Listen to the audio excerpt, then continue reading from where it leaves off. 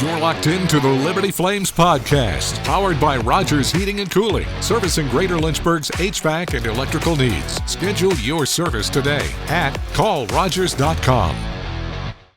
Get ready for double coverage with Nick Pierce and Pat Kelly, the weekly podcast that takes you inside Flames football and around the nation before game day. Now, alongside former Flames All-Conference wide receiver Pat Kelly, here's your host, Nick Pierce.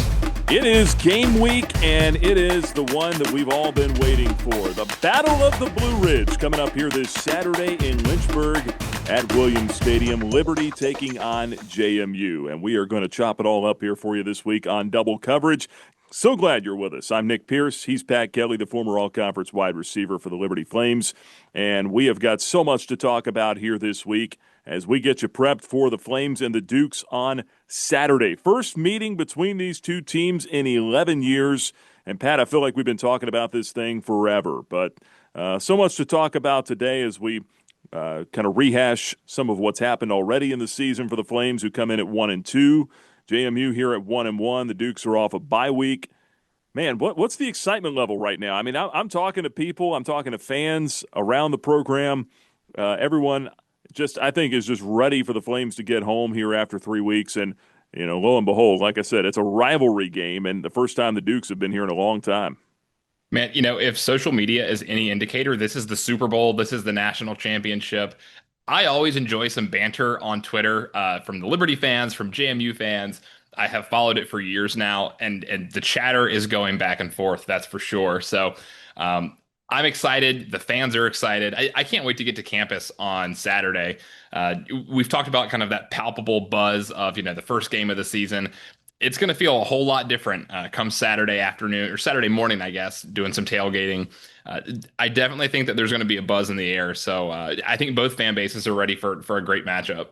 I want to see if we can push that attendance record. I mean, these two teams are separated by less than 2 hours. It's less than 100 miles. And, man, you just think, 25,000 capacity, you just think you've got a chance to push that attendance mark here this week with obviously mostly Liberty fans, but you can bet that a lot of JMU fans are going to be here as well. I would encourage you to get out here early if you're coming to the game on Saturday. Get your mobile tickets downloaded to your phone. Easy ingress, egress out of the stadium. That's what you want. And hopefully egress after a Flames victory coming up here on Saturday. But so much to talk about. And with this being the Battle of the Blue Ridge, obviously the big news in the last week or so was all of the games that have been added to this series now, right? We're not going to have to wait 15 years before these two teams see each other again. They'll play again next year in Harrisonburg. And then this thing is scheduled out. I think it's 15 games all the way up, or 10 games all the way up and through 2040. So over the next 15 years, these two teams are going to be seeing a whole heck of a lot of each other, and that's the way you want it, right? Yeah, there's no doubt about that. And that's not to say that this is going to become the Miami versus Florida matchup or the FSU versus Miami matchups, but it's good to have in-state rivalries. And, from a recruiting perspective, from a fan base excitement perspective, give you a little bit of trash talk for the winning team, over the course of those next 364 days or however long it is. So I think it benefits everyone, right? It benefits the fans, benefits the programs, keeps some revenue in state as well. Talk about NIL a little bit, stuff like that. But I think it's great. I'm excited for it. I wish we could have played JMU more when I was playing. Actually, I don't, because we struggled. I think we lost the 2 times that we played them. Great program. But I think it's awesome for 2 good programs to get this on the books. I was thumbing through my notes. I was trying to find the attendance records. I got them right here. So Williams Stadium attendance record, the East Carolina game last year, 24,076. Now, a fraction of that remained when we actually resumed that game a little bit after 11 o'clock or right at 11 o'clock Eastern that night because of that 3.5 hour or whatever it was lightning delay. That was a bummer, but hopefully Mother Nature will cooperate here this week. I want to see if we can push past that 24,000 number here this week. I think we got a good chance to. Talking about the Battle of the Blue Ridge, there's T-shirts that have been printed up for this thing. There's a trophy, Pat. They're going to have a trophy for this, which I think is awesome. You have Virginia Tech and UVA. They play each other every year for the Commonwealth Cup. Now we've got the Battle of the Blue Ridge trophy that'll be presented to the winner after the game. That trophy will be on display I hear, at Flames Fan Fest at the indoor practice facility. That'll open 2.5 hours prior to game time, so 1 o'clock. Fan Fest will be opened on Saturday. The trophy will be on display there, and then after FanFest, it moves down to the back of the north end zone, and we'll just sit there, right? So you're going to have that on TV. The game's on ESPNU this week. That's going to be on display, and then the winning team obviously gets it after the ball game. I mean, this is just so cool, and I mean, a kudos to both administrations, really, at James Madison and at Liberty. Coach Chadwell even said it this week. Hadn't played in 11 years. It doesn't really make a whole lot of sense, but actually. This is, and you think back to that 2014 game, Pat, that was an FCS playoff game, so that wasn't even on the schedule. That just happened to work out. They haven't played a scheduled game since 2011, one of the aforementioned games that you played in. Man, I hadn't realized it was that long. I know my brother played on that 2014 playoff team. And so I was able to go to that game. Terrific game. I mean, the back and forth, and that was an absolute thriller. I'm hoping for something of the sort again on Saturday. But yeah, I mean, that's fascinating. It's been that long between scheduled matchups. Yeah, and we all remember that playoff game, the cold up there at Bridgeforth Stadium in Harrisonburg. Flames took busloads of fans up there and got out of there with a 26-21 come from behind win. I think we were down 21-10 at halftime and then had that long drive there in the fourth quarter to just wear down JMU and put the thing on ice and advance in the FCS playoffs. So hopefully history will repeat itself there. The Flames, though, otherwise trying to buck a little bit of history here this week. This was interesting. I was looking through the series, the all-time series matchups, Pat, and we talked a little bit about this before we came on here. I mentioned this first scheduled meeting since 2011. Liberty's lost 6 straight regular season games in the series. Flames are 6-12 against the Dukes all time. Liberty has actually not beaten James Madison at Williams Stadium. 0-4 all time. You go back to 1989. That was the last time Liberty beat JMU in Lynchburg, but the game was played at City Stadium. Williams Stadium opened that year, but it wasn't until October 21st. They played the game on September 30th of 89, and Liberty won it 19-14.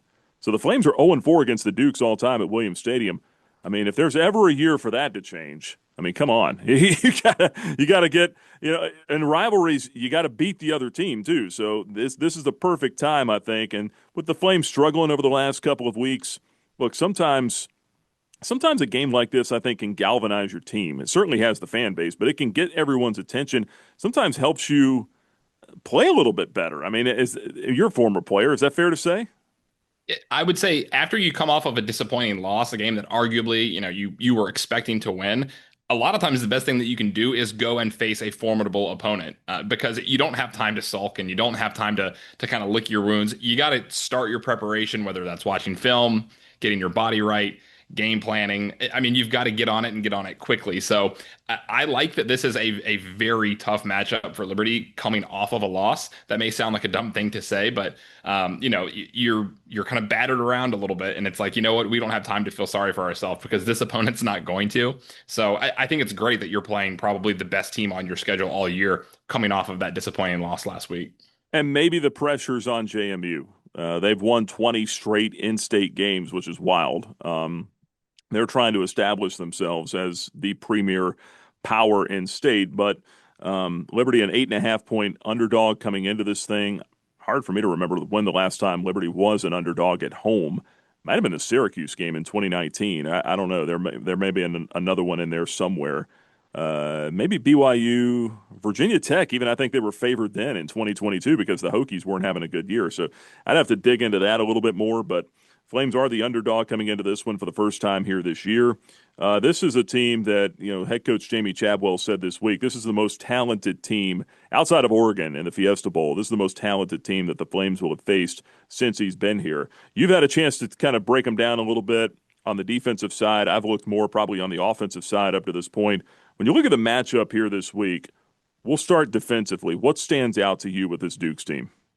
They're fast. They are fast and physical. The first thing that jumped out to me in watching the Louisville game was just how much physicality they had across that defensive front. When they'd be 3 down and 4 down, they were absolutely taking it to Louisville, who outside of one chunk run, I think probably averaged about 2.5 yards a carry. I was not expecting to see that, and that's not a slight at JMU. they're fast, they're physical up front. Um, I think their linebackers fly around. These guys absolutely hit. Another thing that jumped out to me is they'll bring pressure from every level of the defense. They've got safeties and corners that have sacks on the year. It's a really well coached team, and it's a team that is going to fly to the ball. They're good tacklers in space. They're physical. Um, their defense, while they don't necessarily have sack numbers just yet, they had 8 tackles for loss against Louisville. They were consistently making Miller Moss just run for his life. So it didn't reflect in the numbers, but I mean, they hurried him all over the place. He was having to get the ball out quicker than he wanted. Um, I'm really impressed by this JMU defense. Liberty fans, you should be a little bit scared kind of looking at this matchup because of how fast and physical they are. And it's impressive, too, because they have a first-year defensive coordinator in Colin Hitchler jumping on board here with Bob Chesney, who's just in his second season as well, coming over from Holy Cross a year ago. Had a good year. They won the Boca Raton Bowl last year. You talk about defense, some of the numbers here. I mean, just look at what they've done. You mentioned the TFLs, I think, but total defense, giving up just 206 yards per game. And again, that's with already having played Louisville. That's 7th best in the country. Rushing defense, top 25. They're giving up 88.5 yards per game, 10th in the country in passing defense. Haven't generated a lot of sacks, but like you said, they're averaging about 6.5 or 6 TFLs per game, which is a really solid number. That tells you that they are getting into the backfield. Then conversely, when you look at Liberty on the offensive side, Flames are kind of reeling right now, Pat, to be honest with you. I mean, 6 turnovers over the last 2 games. Scoring offense right now, the Flames tied for 99th in the country, averaging just a little less than 22 points per game. Still really haven't found it yet with the rushing attack, which, look, I'm going to be honest, I think a lot of this stems from the offensive line and just still trying to find some continuity up there. You're dealing with some injuries. You're dealing with some ineffectiveness from some guys. Maybe it helps that they played all 5 up there last week. No one really substituted out. No one really rotated. Maybe now they've got a game to kind of gel together. Maybe you start to see some improvement here this week. Yeah, Nick, one thing that kind of stands out to me is, the team I don't think has found their identity yet, which, to be honest with you, is not out of the ordinary. I mean, you're in the first quarter of your season if you break things down, into 3 and 4 game increments. So, this is not the Quentin Cooley, Caden Salter team of 2023, and it's not the Quentin Cooley rushing attack of 2024. So you're still in the process of kind of figuring out who you are. You've kind of done a little bit of musical chairs. You've had some injuries on the offensive line. So, the offensive scheme, while Liberty is going to stay committed to the run, it might not look exactly the same as last year, and that's okay. But you need to find that identity sooner than later. The thing that's really been kind of puzzling to me is Liberty scored only 7 points in the first quarter this entire season so far. And that's the thing is it felt like in 2023, that Fiesta Bowl season, this team was so good at starting fast, getting opponents on their heels, and then you can be aggressive, and then you can kind of take advantage of the other team. We haven't seen that yet.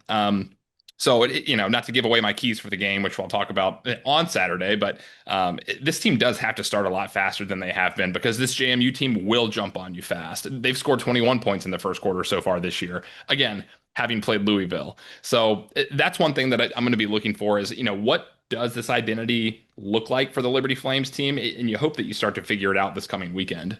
And I think that's something that has been kind of a symptom, right, for the Flames. Not necessarily a cause, but a symptom is they're not scoring a lot in the first quarter. When you go back to that Fiesta Bowl year, they were averaging 10, 11 points per first quarter that year, all season. Now, for the last couple of years, it's been 3 to 4 points per first quarter. And when you're not getting off to that fast start, and we've talked about it before, and you're having to play from behind, that just makes it a lot tougher on you. But you look at the total yards here, Pat, Liberty averaging 423, 424 yards per game. That's a good number. That's a healthy number. The Flames have honestly, they've shot themselves in the foot with some of these drives with turnovers, penalties. I mean, you look at the number of points that have been taken off the board due to penalties over the last couple of weeks. It's really sickening. It makes you sick to your stomach when you look back. A touchdown call back in the first quarter at Bowling Green last week because of a holding call on your right tackle. That was a 17-yard pass to Elijah Canyon that was wiped out. And then you end up ending the drive on a missed field goal from 38 yards from Braden Beck, who took over the kicking duties from Jay Billingsley. Second quarter, Evan Dickens rips off a 55-yard run for a touchdown. It gets called back on a holding call on one of your receivers. That drive ends up ending in an interception. So you take one of those turnovers away, if not for the penalty that preceded that. 7 points off the board at Jacksonville State because of a turnover in the second quarter, or actually, take that back. It was a holding call on one of the offensive linemen in the second quarter. Then that drive ends on a field goal. You miss a field goal in the third quarter of that game. So all things considered, you total it all up, 21 points over the last two games that have been taken off the board because of penalties. Well, Jamie Chadwell made this point on Tuesday. Liberty has lost its last two games by a combined 20 points. That matters. That's a huge stat right there. And the Flames have got to figure out a way to be able to finish drives. I don't know what the answer is. I haven't played at this level or any real competitive level. I've followed football for a long time. A thing I hear a lot of times is, well, is it a lack of focus? And I get so tired of hearing that word. It just seems like a bailout phrase. Guys are focused. Guys are locked in. I think I heard Joe Yock talk about it this week on the Flame Central podcast. He said it's not a lack of focus. It is bailing on technique. And that was a term that I've heard before, but maybe you want to expand on that a little bit. Offensive linemen on some of these holding calls. And Chadwell mentioned it this week, not moving their feet enough, not finishing plays. How do you fix that? You've got to be so in tune with your technique, because a lot of times what's going to happen is when the rubber meets the road, when you're kind of thrown into the fire, you're going to default to kind of your level of preparation, right? And if your technique's not there, you're going to kind of default to what you've always done. And so it's on these guys to correct the technique, of course. That's really where it starts. So it's not a matter of focus. It's a matter of execution. That's kind of a line that coaches will use a lot of times. And that's exactly it. And that's not to absolve coaching of any blame. It's on the coaches as well to make sure guys have their technique that's sound. But Nick, I wanted to circle back to one thing that you mentioned. You're putting up kind of these gaudy numbers, 400 plus yards of offense, but the scoring's not there. What that screams to me is we make it to the red zone, and then what? Yeah. You take a look at the Flames numbers this year, they're ranked 127th in the country out of 133 teams in red zone scoring. You want to score 100% of the time that you get into the red zone. 75% of the time, you're aiming for touchdowns. That other 25%, you need to be able to make field goals. Right now, Liberty is only scoring 62.5% of the time that they get into the red zone. That's unacceptable. Yeah. That is where that execution really has to be pristine. And if it's not, you are going to see 3 points on the scoreboard, or you're going to score 21 points a game. So that's probably the biggest thing that I've noticed from this team this year is that you're starting to execute despite some of these penalties, despite some of the lack of execution. You're making your way down the field. But where it matters most is in that red zone, green zone, and your ability to put points on the board, and they just haven't executed there. That should really be a focal point in practice. And look, I mean, the offense changes when you get in the red zone, right? I mean, you could speak to this. The passing windows get tighter. Coverages start to clamp down a little bit more.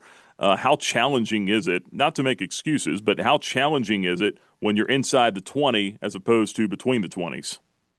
It's very challenging because, for a team Liberty that, you are able to establish the run really, really well historically, which opens up that deeper shot passing game. Well, once you get inside the 25, 20, 15-yard line, you're no longer taking those chunk plays. And so it does condense the field down a lot. The defense has less zone to cover. So the defense is less susceptible to giving up those big plays. And that's where I think, in terms of the passing game, things just haven't been clicking. Once you kind of get into the red zone, you're kind of out of space. Vasco, I think he can improve in a couple areas. But yeah, red zone scoring is definitely the thing that I think has challenged Liberty pretty badly this year. Yeah, I would agree with that. And then you look at, conversely, JMU red zone defense tied for 37th in the country. They're getting off the field at a 75% clip. So, that's It's pretty impressive. You flip the script, you look at the other side, JMU offensively, two quarterback system. This one's a little puzzling to me. I watched that Louisville game. I watched the way they rotated Alonzo Barnett and Matthew Sluka. Sluka, the newcomer. May remember that name from last year. He was at UNLV after playing at Holy Cross prior to that under Bob Chesney. And at UNLV last year, the dispute over the NIL situation. Depends on which side you believe, right? Sluka said he was promised X, he didn't get it. The school said we promised him Y. Whatever it was, he bailed about, what was it, 4 games into the season. It wasn't very deep. Ends up in the transfer portal, misses the majority of last year because of that. Lo and behold, he lands at James Madison. Sluka so far has been used almost exclusively in the run game. When you look at the breakdown between he and Barnett, and expected so because Barnett's coming off an ACL injury. First of all, you go to Alonzo Barnett, it's impressive that he's even playing right now. He is less than a year removed from tearing his ACL, did it in the last game of the season last year. But when you look at so far this year, Barnett, 108 snaps taken, 58 of them have been pass plays, only 8 run plays. Sluka's taken 44 snaps this year, 13 have been pass plays, 24 have been run plays. In his career, Sluka's rushed for almost 4,000 yards and 41 touchdowns, so we know what the tendencies are here, Pat.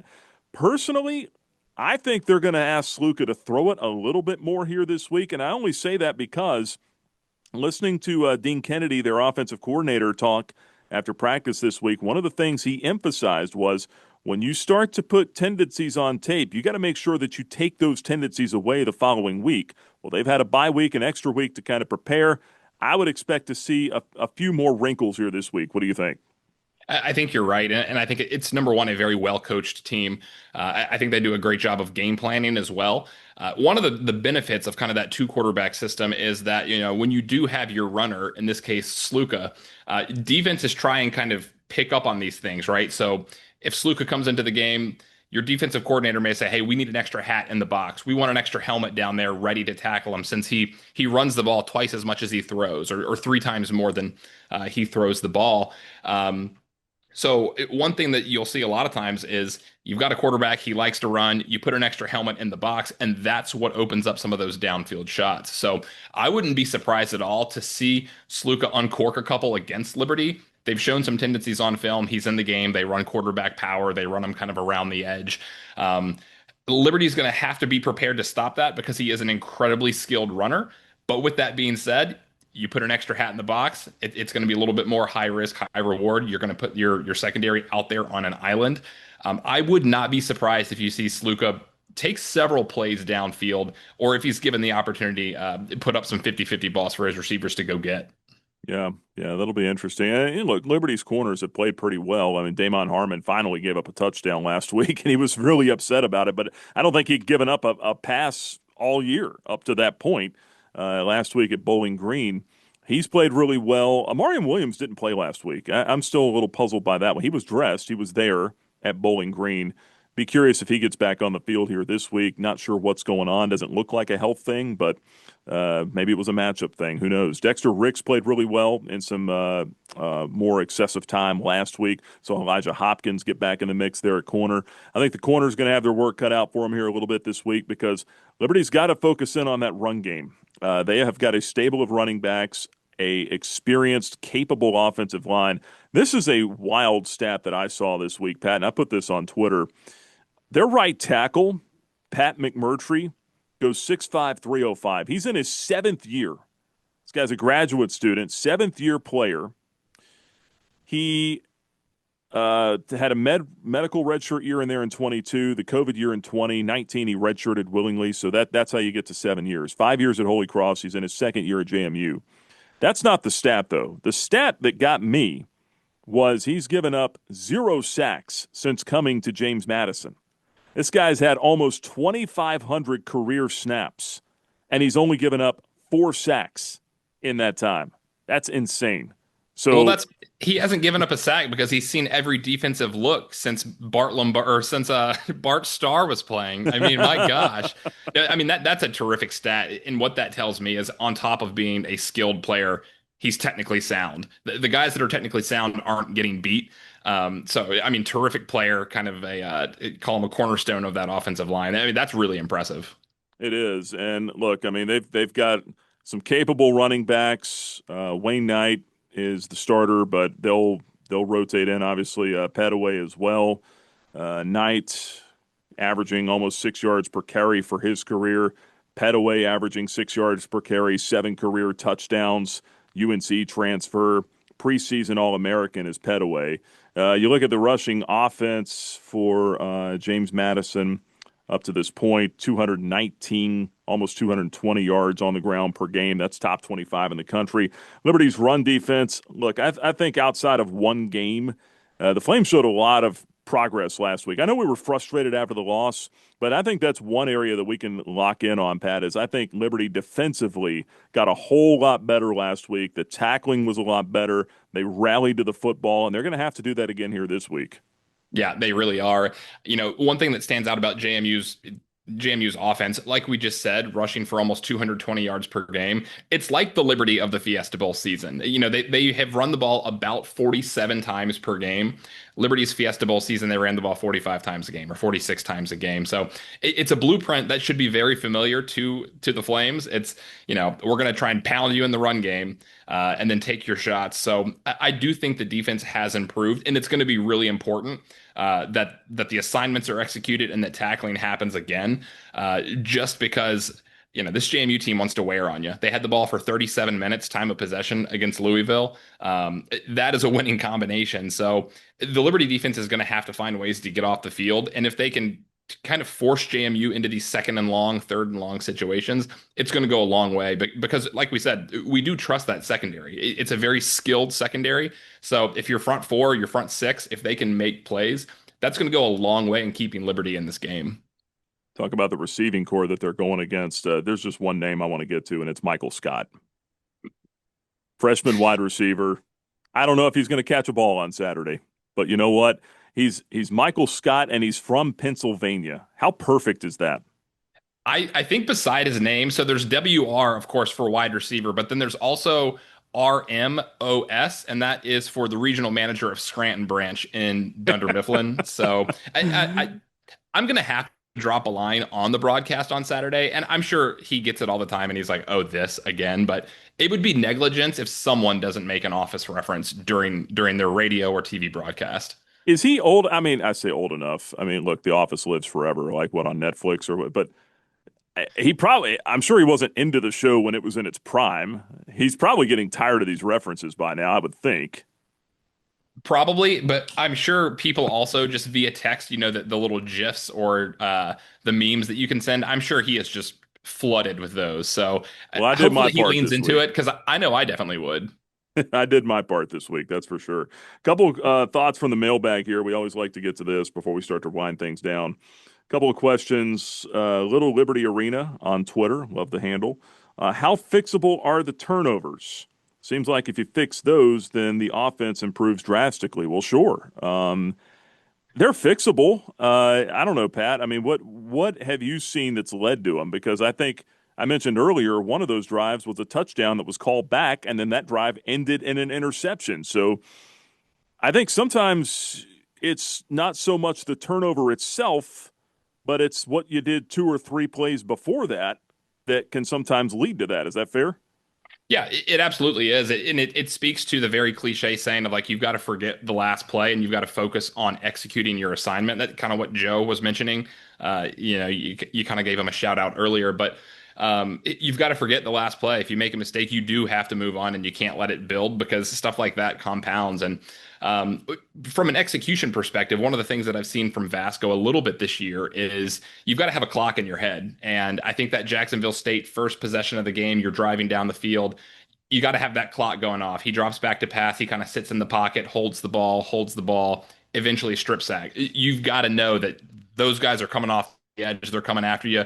They're going to get there sooner than later. So you got to get the ball out. And then, from a ball security perspective with fumbles, this team's already fumbled 4 times this year and they've lost 3. That's 113th in the country. So honestly, it's something that this team has struggled with since 2023, even in that Fiesta Bowl season. So It's partially technique. It's partially the kind of just overall awareness and technique of holding on to the ball. Um, but yeah, I like your point about, you've got to kind of let go of what happened, the penalty 2 plays Yeah. ago, and focus on doing your job. Yeah, yeah, I think that's some of it, and yeah, sure. I mean, if you can not turn the ball over, that I think that's going to be paramount coming up here this week. As JMU's even in the turnover margin. Liberty's a -4 coming into this. Flames have turned it over 6 times the last 2 games. Have not produced a turnover since the first game of the year either, when they got 2 against Maine. So I think whoever wins that turnover battle is going to have a really solid chance to get out of here with a win on Saturday. It sounds cliche, but when you start breaking it down, I think it Nick, one rings thing really true. quickly just on that note is if you look back to that Louisville JMU game, JMU's controlling that game until you get into the end of the third quarter, Yep. into the fourth. They have a strip sack recovered for a touchdown. And then I think 2 or 3 series later, they have an interception, which then goes for a touchdown. And just like that, it's 28-14. Um, they were in that was their game to win. So you take care of the football, you're in a really good spot. Same thing goes for Liberty. They also stalled on offense after a good start. And I know Andre Ware, the ESPN analyst, was all over them about this quarterback rotation.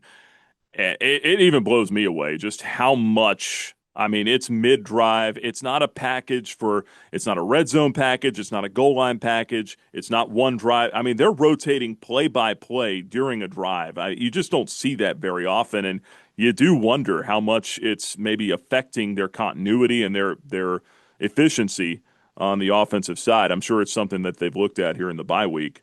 One other question I want to get to from Nick on Twitter. He wants to know, will special teams need to make an impact to determine the outcome? And I like the way he phrased that. Will it need to? Personally, I'm going into a game hoping that it doesn't come down to special teams. I would hope that that's not where I need to win a game. I think it's nice when you can occasionally. And certainly you don't want to lose a game on special teams. But look, this could come down to a kick. We've seen that happen before. I mean, the JMU game in 2011 here in Lynchburg, that came down to a field goal at the horn that JMU won the game. Liberty, I think, maybe missed a kick earlier in that game that, obviously 15 years ago or whatever, but it happens. When you look at Liberty's kicking situation, it's not good. Not good right now. The Flames are 1 of 4 on field goal attempts this year. They've not attempted one from beyond 38 yards, so that's got to get fixed. On the other side, Morgan Suarez for JMU has only attempted 2. He's hit from 38 and he's missed from 47. So I don't know. And field goal kicking, that's just part of it. Field position's another big thing. If this does get into a defensive stalemate, if you will, field position's going to be paramount. So it can, but if I'm Liberty or JMU, I'm not coming into this thing thinking I need my special teams unit to win the game for me. Oh, see, I'm going to push back on you, Nick. First of all, a couple things. Nick always brings some fire questions on Twitter. I do He appreciate does. our educated He's a friend of the fans, show. and yeah, no, yeah, I think he does a really good job thinking of the game, paying attention to this team. I love the question, and you went where I was just about to. Special teams doesn't just mean kicking field goals. And once again, to kind of look back at that JMU Louisville game, Louisville punted and pinned JMU inside their own 3 yard line, and then a couple plays later, what happened? Strip sack touchdown. Yep. So I'm thinking of special teams. Your coverage teams have to be spot on because all it takes is one return from Petaway or from someone from JMU side of things, or they down a punt inside the 1, 2, 3 yard line, and now you've got 97 yards to go. I do think special teams is going to play a pretty big role in this game. JMU terrific defensively. Liberty's not going to come out and score 30 points in this game. I will tell you guys that right now. So your defense is going to have to be spot on. Your punt unit's going to have to be great in coverage. Your kickoff unit is going to have to be great in coverage. So I do think special teams is going to play a part, and that's not talking about the field goal unit. I think punting and punt coverage is going to be really big. Yeah, I think you could be right on that. I guess just from my side, I'm thinking I don't want to have to rely on them to win the game for me, but I certainly don't want them to lose the game for me. That's the way I look at it. I want my offense and defense to go out there and be able to execute and win the game that way. But who knows? I mean, the way this, like you said, I think if Liberty is going to get out of here with a win, it is probably going to be a lower scoring game. It's probably going to be played in the low 20s, mid 20s. And that's kind of the way I'm looking at it. I mean, hopefully you can get another explosive player or two. Evan Dickens, Dante Lee, they've both been in the end zone each of the last 3 weeks. Big explosive plays from those guys. Hopefully we can get a few more of those coming up here on Saturday. And look, that's part of what killed JMU in that Louisville game is they gave up some explosive plays late. I think more than half the yards that Louisville got in that game came off of explosive plays. It's not necessarily something that JMU is dwelling on, but maybe if Liberty can find the same kind of crease or same hole somewhere, be it in the run or the pass, maybe explosive plays end up deciding this thing coming up here on Saturday night, or Saturday afternoon, I should say. Super excited. 3:30 Eastern kickoff. Again, ESPNU will have the TV coverage. We'll have it for you on the radio, the Liberty Flame Sports Network from Van Wagner. Our airtime is at 2 o'clock Eastern coming up here on Saturday. Looking forward to bringing you the action. Our pregame coverage will have a sit-down interview with the aforementioned Evan Dickens, the Georgia Tech transfer. I'm going to talk to him here this week. Also, we're going to head into the Wayback Machine and get to the Flames flashback this week, which I referenced some of the old JMU rivalries from the 80s. 1986, the first time Liberty beat JMU in Lynchburg. We're going to flash back to that game, a 17-7 win for the Flames, in which, Pat, they forced 7 Dukes turnovers in that game. Liberty did not score an offensive no, I take that back. They scored 1 offensive touchdown, but it was set up by a Mickey Page interception that got him to the 2-yard line. So they ran it in after that. Also had a punt block for a touchdown. Talk about special teams. Talk about special teams. There's a history of special teams in deciding these games. Man, it's going to be I'm fired up for it. I cannot wait for Saturday afternoon. Looking forward to it. So glad you would stop by here on the Liberty Flames podcast. This has been double coverage as we wind things down here. The Liberty Flames podcast is presented by Rogers Heating and Cooling, servicing Greater Lynchburg's HVAC and electrical needs. Schedule your service at callrogers.com. Pat Kelly, please do not twist your ankle when you are heading out to the pregame desk a la 2009 ankle gate, keeping you out of the game when you sprained an ankle coming out of the tunnel. Listen, Nick, this is not my first start on the broadcasting call. The sprained ankle just so happened to be my first start as a collegiate athlete. But you know what? Point taken.